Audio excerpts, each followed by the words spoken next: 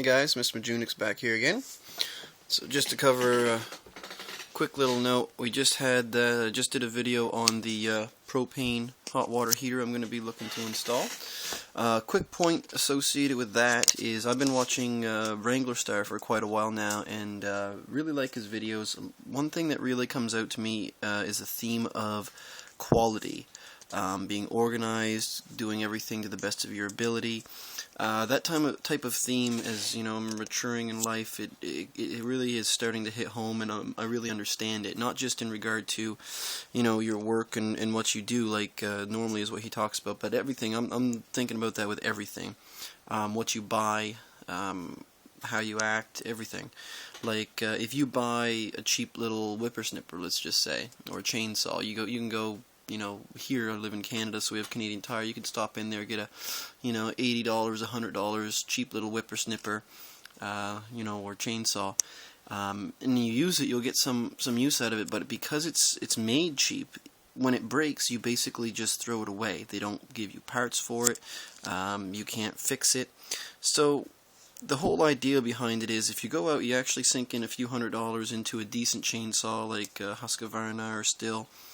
Anytime there's an issue with it, there's support for it, there's someone that knows, there's parts, it can be fixed, and really in the long run it's less hassle. You won't have to replace it every year, you know, so you get a chainsaw, a cheap chainsaw, you replace it every year or two. You know, in 3 to 6 years you're actually saving money getting a better quality one. And the same thing rings through in a number of places, you know, all around your life. I'm looking at quality and being prepared, learning skills so you can do things yourself.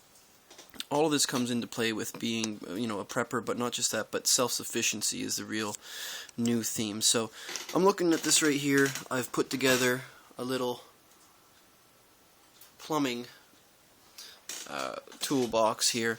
So this is with the idea of being prepared and learning themes. So just give you a quick little run through. I'm going to be putting together that you know, propane hot water heater. So just to give you a quick little run through, you know, quick connectors. I'm doing most everything in PEX right now, so that's what I bought parts for. I'll expand upon this later as it comes up, but I have my little shut-off valves, my connectors. I have to connect from copper to PEX, and I have to connect from the PEX to the input on the hot water heater.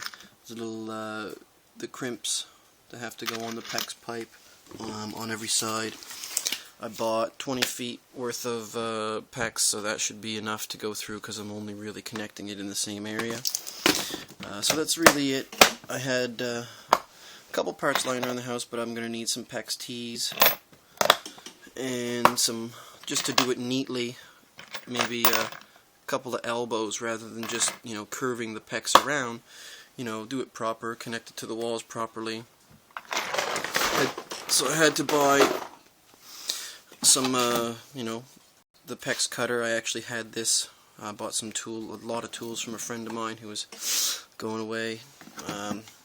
Also, I had to go and buy the tool for the actual crimping, make sure it's done right, done to code. I have the solder, as well as the propane torch for if I ever have to deal with the soldering onto the copper. And in here, I figured, since I'm building, you know, a toolkit for it, I might as well. I just got a whole bunch of elbows, a whole bunch of T's, and I even got the copper connectors to basically connect it to the wall, so that I can do it all up and make it proper, make it nice. So the idea is I'm going to have some friends, an uncle and a good friend of mine that's going to be needing some help, you know, doing some PEX piping in their houses. So I might as well get prepared, get the tools, then I can help them out with it and, you know, spend some time, save them some money. So might as well get prepared and have a little, kind of like a little go kit for plumbing. I'm going to be looking to organize this in the rest of my life as well. I want to make one for electronics, maybe a quick little one for mechanics, even though mechanics, I feel all the tools are basically too bulky and hefty to do it, you know, reasonably, so most of the mechanics tools will probably stay in the shed. But I'm going to be looking to do this all around my shed. with the labeling, with the organization, and it's a big endeavor. It's not just a little thing. You're changing your, trying to change my entire life to make it organized and more feasible. As you can tell, the wood stove isn't exactly organized right now. I haven't got to that yet, but it's a different mindset. Basically, it's a change in the mindset in your life, and I want to expand that to all areas of my life. So, thanks a lot.